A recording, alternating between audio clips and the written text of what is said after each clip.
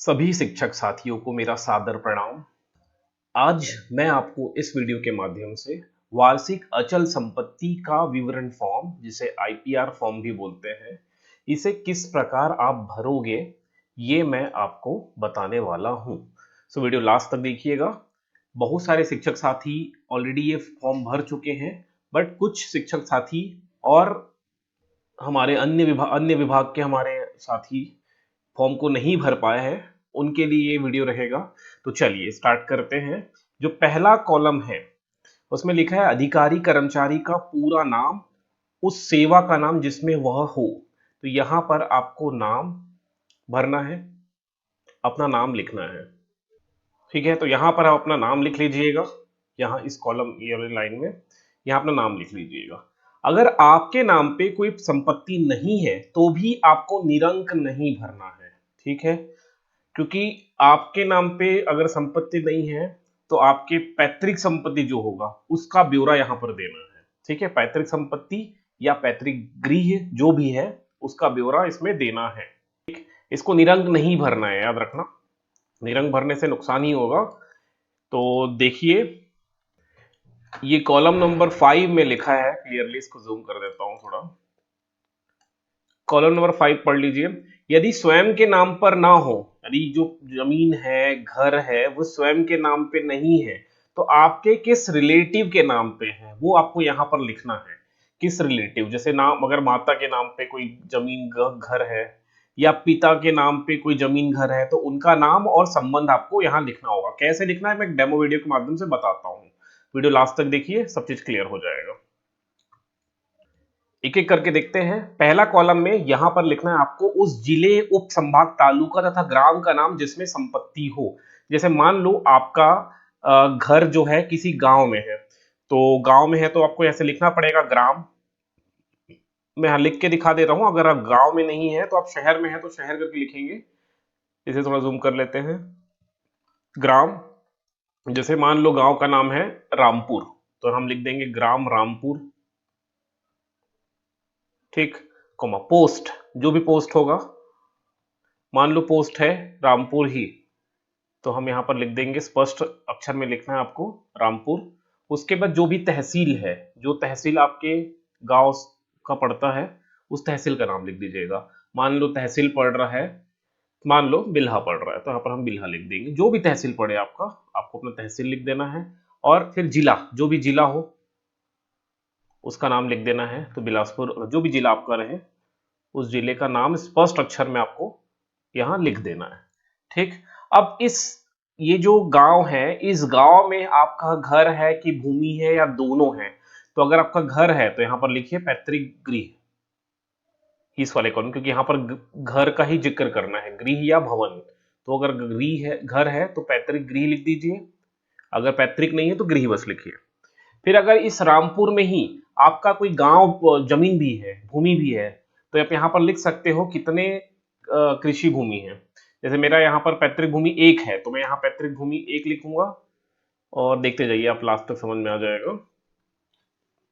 यहाँ मैंने एक पैतृक गृह लिख दिया, एक यहाँ पर आप मेंशन कर लेना।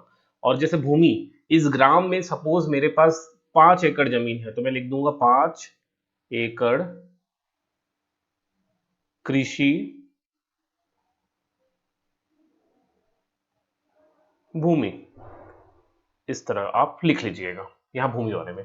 फिर यहाँ पर वर्तमान मूल्य लिखना है, ये जो घर है उसका वर्तमान मूल्य कितना है और ये जमीन है इसका वर्तमान मूल्य कितना है।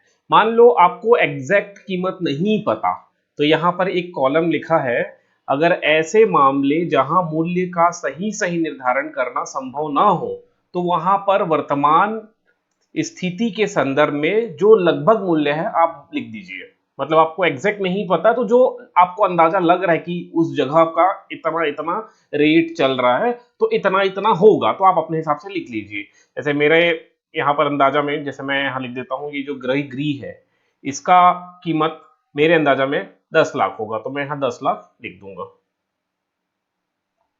ठीक, ये 10 लाख में लिख दिया। प्लस अभी 5 एकड़ भूमि है, मान लो 1 एकड़ भूमि का कीमत 10 लाख रुपए है, तो 5 एकड़ का कितना हो जाएगा, 50 लाख रुपए।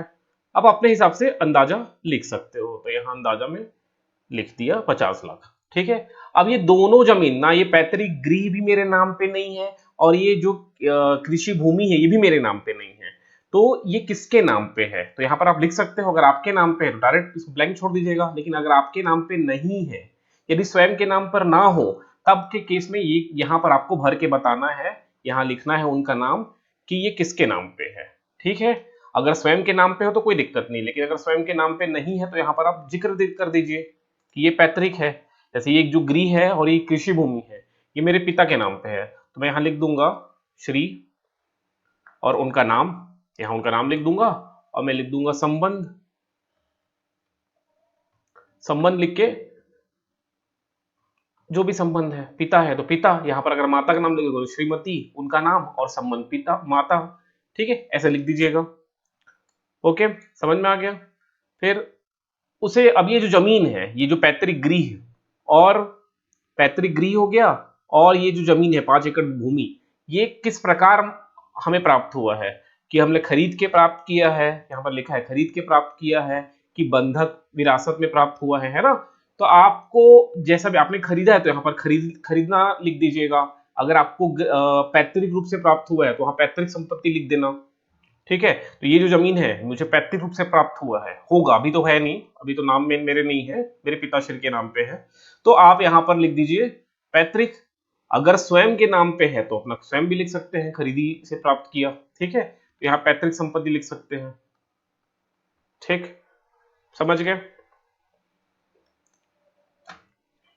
अब आगे यहाँ लिखा है संपत्ति से वार्षिक आय क्या होती है। अब जो वार्षिक आय होती है लगभग अंदाजा में आप लिख देना।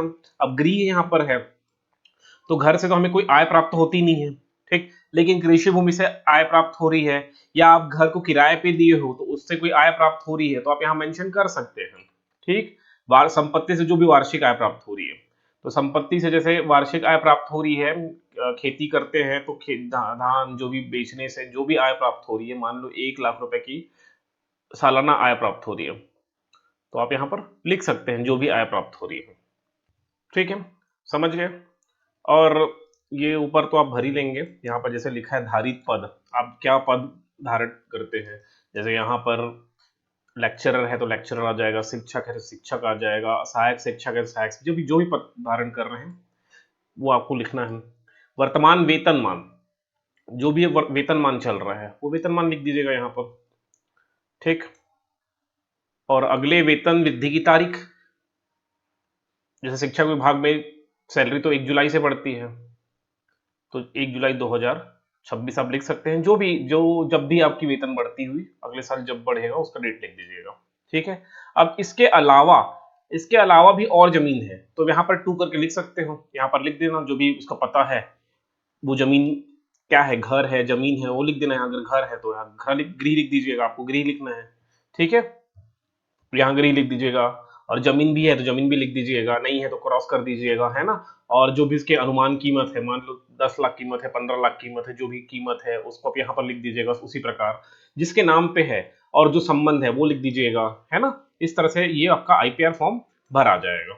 फिर यहाँ आपको हस्ताक्षर करना है, यहाँ नाम लिखना है, जो पद है और डेट, ये लिख के इसका पीडीएफ बना लेना, 5 MB से कम होना चाहिए, और इसको जाके कहाँ भरना है, cgschool.in में चले जाइएगा, cgschool.in में जाना है। ये cgschool.in चले गए, ये फर्स्ट पेज ओपन करिए, थोड़ा नेटवर्क एरर आ रहा है, ये हो गया, cgschool में चले गए।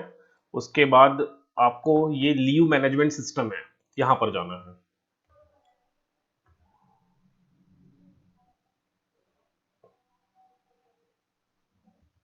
आपको लॉगिन कर लेना है। लॉगिन करने के बाद यहाँ पर आईपीआर अपलोड आईपीआर का ऑप्शन है, यहाँ अपलोड करना है आपको। यहाँ पर लाइन से डेट दी है 15, 16, 17, 18, ये आपको डेट अपलोड करते जाना है। ठीक, तो ये 23 का यहाँ अपलोड करेंगे, जो पीडीएफ अपलोड किए होंगे चूज फाइल से चूज कर लीजिएगा, और उसके बाद उसको अपलोड कर लेना है।